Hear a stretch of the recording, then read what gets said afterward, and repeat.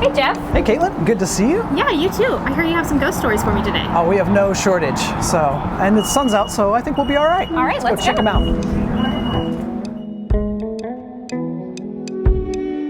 So, Jeff, tell us about our first ghost story here in Automobile Alley.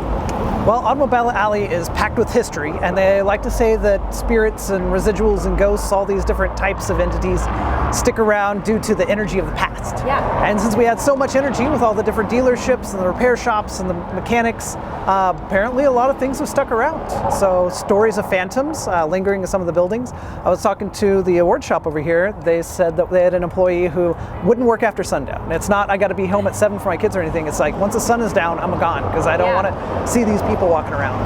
My favorite story is here at Tin Lizzie's, which she was telling me about a customer who appeared and disappeared. She saw somebody walk in, and she was a little bit nervous. The lady was kind of bedraggled. She had long, kind of stringy black hair, and not necessarily nervous, but wanted to keep an eye on her and so forth. And the lady walked over and turned the corner and went into the stationery. And she was kind of, listening for the door to open up and ring, but it never did. And then she remembered it didn't ring when this lady walked in. So she went to go check on her and turned the corner, nobody there. Wow. Yeah, and so she went back and checked the security footage on the cameras, and the door never opened for her to come in or go out. That's crazy. Yeah, if you think these stories are good, it's nothing compared to what we have downtown. Let's head back over to the Automobile Alley stop, and then we'll take the loop around. Actually, I've got a quicker way. Let's take the 8th Street shortcut past Vanessa House over to the law school stop. We'll get into downtown a lot quicker. Hey, shortcut.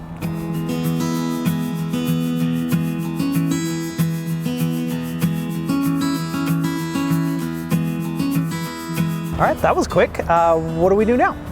Well, first things first is we have to get our fare.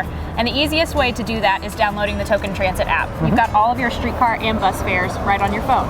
You can also just purchase a single ride pass from the kiosk right here. Cool. And then what? Well, it looks like our ride's only a minute away, so we should probably go take a seat so they know to pick us up. Sounds good. So, Jeff, where are we going next? We're going to get off at the Business District platform, and then we're going to walk across Park to the famous Skirvin Hotel. Perfect. So, Jeff, what stories can you tell me about the Skirvin? Well, we have no shortage of spooky stories about the Skirvin. The most famous, I guess, is Effie, the one that keeps messing with all the NBA players. Which, some people say, well, that blames 1 or 2 games and psychological warfare, but if you look at the sports pages, it is the Lakers, the Bulls, the Knicks, everybody has got an Effie story. A couple of my favorites, guy talks about sleeping in the middle of the night, waking up to his bathroom door slamming shut. And a little spooked, but he decides, okay, well, it might just be a draft, an old building or something. Right. So he decides just to open up the bathroom door, so show himself everything's fine.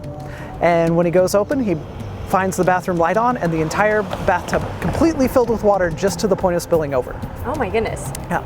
Another guy had a story where he was laying in bed, kind of watching TV, chilling out for the night, and at the foot of the bed, the mattress compresses like somebody's sitting on it. And he thinks that's weird. And then even weirder, it starts scooting up like somebody's getting ready to cuddle. And so he takes off and reportedly stayed somewhere else.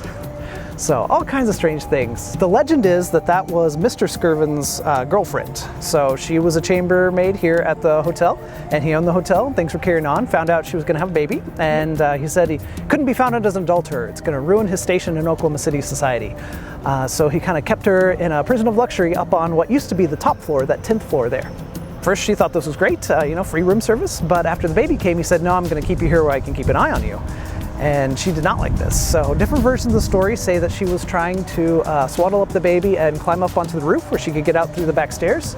Other versions say she just picked up the baby and so despondently stepped out of the window. Either way, slipping or purposefully, falls those 10 stories and down to the concrete below. A couple problems with this. One is that there's no newspaper records of this, which you'd say, well, he's a rich and powerful man. He can keep him out of the newspaper. Of course, yeah. But that was back when we had several different factions of newspapers, and Mr. Gaylord would have loved to have put on the front cover of the Oklahoman that Mr. Skirvin's responsible for murder. Of course. But he didn't. Another problem is the exact same story happened at Mineral Wells, Texas, at one of the hotels built there at the exact same time. So it could be misconstrued. The only difference is it's the 7th floor, and at one point the lady's chained to a radiator. Huh. So kind of up in the ante. Yeah. My big problem with it is the story is always Mr. Skirvin can't be found as an adulterer, but his wife had passed away in 1908, 3 years before the hotel even opened. Oh, wow. So by definition, he can't be an adulterer, he's a widower. Exactly. And he's rich enough he can marry whoever he wants. So my idea on where Effie could have come from goes back to the days of Prohibition. So if you wanted to get a drink down here in downtown Oklahoma City, which they had lots of famous people coming and visiting, so a lot of people did, they'd have these parties going on up on the 10th floor, which being at the top of the building, whenever the police raided it, they'd have to run past the front desk and up the 10 flights of stairs, so the front desk would call up everybody on the 10th floor and say, oh, the police are on their way. If there's anything you don't want them to find, just toss it out the window. And time again it did that. So as they had these parties going on, they would send out agents through Oklahoma City to pick up young ladies to come party with these guys, and I guess now they have NBA players to party with. So that's my thoughts on Effie. But definitely not the only story through the hotel. Reportedly, Mr. Skirvin himself, when they did the big renovations for the reopening in 2008, they cut off all the electricity to the building, but the light bulb over Mr. Skirvin's chair there in the lobby where he always sat wouldn't go out. And I talked to one of the contractors who said he physically went through and cut every single wire he could find, and it still wouldn't go out. Interesting. Yeah, but they did power through and got everything renovated and took Mr. Skirvin's chair out. But reportedly down in the basement, they have a big portrait of him and a chair underneath it, which they like to keep flush up against the wall so nobody trips under it, except sometimes it's scooted out like somebody's making himself comfortable, and there's cocktail glasses stacked up underneath. Interesting. So, which if it's your hotel, do what you want. Yeah, exactly. Certainly one of Oklahoma City's most famous haunted locations. And very iconic. Well, where are we going next then? Let's head to Bricktown and see what we got going on there. All right, let's go.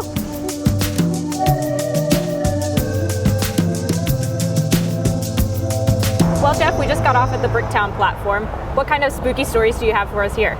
We have tons of stories about Bricktown. It's so much energy over the years that a lot of people are sticking to it.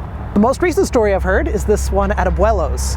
So this entire block used to be the old Oklahoma candy factory. So this is where you'd come in, they'd bring in sugar off the train, process it as it went along. And now it's been broken up into different things, but apparently in the basement of Abuelo's, they have a little girl haunting. So I was talking to some of the folks there, and they said that the basement's all used for storage, and it's always kind of spooky going down there, and sometimes it's ice cold. So not like the air conditioning's bad, but there's just these little cold spots, which according to parapsychology, that's where ghosts are hanging out, kind of drawing heat away. So one of the waitresses was telling me that they went down and her coworker said, oh, it's freezing down here. And she said, the little girl's here, we should probably take pictures. And they said, no, let's just grab the stuff and get out of here. And so she persuaded her to stick around. They took some pictures. And finally, they went back up. And when they were looking through the photos, one of the corners of the room, there's this little girl wearing a white dress watching them. Yeah. And lots of groups down there have caught EVPs of little girls giggling. Wow, so, that's interesting. Yeah, which if you're going to haunt someplace, why not a candy factory? Yeah, exactly. But not the only story about the candy factory. 2 doors down, we could talk about the Bricktown Brewery's basement. Well, let's go hear about it. This ending of the building was the big showroom where you'd come in and buy your whole barrels full of taffy. And because they were doing such big deals, they kept all their money in a giant vault downstairs, bigger than you would call a safe, probably 20 by 20. It's huge down there. And when we were interviewing Charles Stout, the manager here, he talked about early opening in the 90s, using the basement for storage, and the vault was all locked up, which he didn't worry about because it's none of his business. But one week he went down there and the vault door was standing open. Wow. Yeah, and he thought, oh, that's great. So next time he saw the owners, he said, hey, I saw you got your vault open. And they said, what are you talking about? And he said, the vault down in the basement. And they said, no, nobody's opened that in years. The old owners lost the combination. And he's decided not to deal with it because that's not his business. So ignored it, and a couple weeks later it was locked up again. And he said ever since it's been on about a 2-week cycle. It'll be open and closed, and just somebody moving it. Which they like to say that it's a ghost that calls itself Kid Knoll. So when they opened up the second floor for the pool hall and things, on that stairwell there appeared a sign that said Kid Knoll 1918. And at first they thought it was somebody with a Sharpie playing a joke, but it's actually made out of old style ink. So if somebody's playing a joke, it's a very serious one. And there's all kinds of poltergeist activity happening throughout. Stuff gets knocked off tables, but most famously, he likes to mess with these brewers over here. They have tools that are specially made for the cauldrons, and sometimes they'll disappear 2 weeks at a time. And there's no reason anybody would borrow them because they're directly for that. The brewers will blame each other, but ultimately they just show back up. A couple weeks later, I guess Kid Knoll's done with them. And to celebrate that they have a ghost here, they actually tried to name one of their brews after him, but it went bad, which they thought, it happens, about a 2% chance. So they started up another one named Kid Knoll, and it also went bad. So they Wow. decided, okay, he doesn't want it. Kid Noel's not a beer guy. No. What about across the street at the old Spaghetti Warehouse building? I've heard they got a lot going on over there. Oh yeah, I've heard tons and tons of stories. Well, let's go check it out. Sure. This building has all kinds of fun stories about it. Back when it was open, I talked to some of the waitresses, and they said the upper stories were always used for storage. And when they went up there, since it was just storage, it was all kind of muggy, not very well ventilated. But the real nastiness of going up there was nothing was where you had left it before. So somebody up there was shuffling things around. And they said they would also run into these cold spots, which they were kind of tempted to hang out there, cool off a little bit. But then you'd get the sensation that somebody was standing next to you, even though you're the only one on the floor. Wow. Yeah. It's a little creepy. Yeah, it's definitely something going on. One guy on a ghost tour a few years ago was talking about being a delivery man when it was still open, and he would bring his truck in about 4:35 in the morning, and there'd all be shadows in the back windows looking down at him. So he didn't go anywhere further than just the kitchen. And then the manager here was saying that they also had things down in the basement. She said that they would talk to you. And that's all she would tell me. She wouldn't tell me what to say. That's it. Well, I think I've heard enough about Bricktown. Let's hop back on the streetcar. Sure. On the way, we can talk about the Chinese tunnels. All right, cool. So what was this you were saying about the Chinese underground? Emergency exits. Well, the old Myriad Gardens and Scissortail Park used to be the original Chinese district for Oklahoma City. Interesting. Yeah, so after the land run, we had a huge demand for labor, and the railroads were about wrapping up, so a lot of Chinese and Chinese Americans moved here to Oklahoma City. And as one family member came in, he'd invite cousins and relatives and friends and move in, which they kind of got boxed into a 4-block area right there in what is now downtown Oklahoma City. And they built buildings as tall as they could, and then they built basements and sub-basements and sub-sub-basements and connected all of those in an extra living space that was called the Chinese tunnels. Interesting. There's lots of legends about them. Some say they went as far north as Northwest 5th or 15th. One guy said on Northwest 23rd, where they were digging the foundation for the Gold Dome, that they found Chinese tunnels there. They said that down there they had an entire Buddhist temple with an 8-foot gold statue of Buddha. And there's a series of catacombs with people who had been born down there, grew up and died without ever seeing the sun. Wow. So those are a lot of legends about it, which some people even say the whole thing's legendary itself. But if you look back through the old newspaper archives, there's tons and tons of stories. Arriving ballpark stop. Yeah. One of my favorites talks in 1920 about the Spanish flu coming through and a health inspector going to all the boarding houses. So he went in, everything checked out, was just fine, and as he was heading out, they saw the stairs going down to the basement and said, oh, I should check that out too. Which the homeowner said, oh, I don't know if he'd be comfortable going down there. Personal belongings. But the police officer who was escorting him thought they might be hiding something. So he drew his gun and demanded to be taken down. The homeowner said fine, and so they went down, and the article describes this endless tunnel that just kept on going. And on either side there were these entrances to other tunnels, as well as to bunk rooms sleeping 18 people, kitchens, laundries, everything with running water lit by gas light. And all these people's heads started poking out, wondering who this guy is. And so the article says he declared everything clean and headed out to catch his breath upstairs. So, and even though their driver had been sitting up there and never saw anybody cross the street, before they got to the next house, the homeowner came out and said, oh, you're the health inspector. I've got everything ready for you. It should be an easy inspection. So, which as Oklahoma City grew, everybody started moving out to the suburbs after World War II.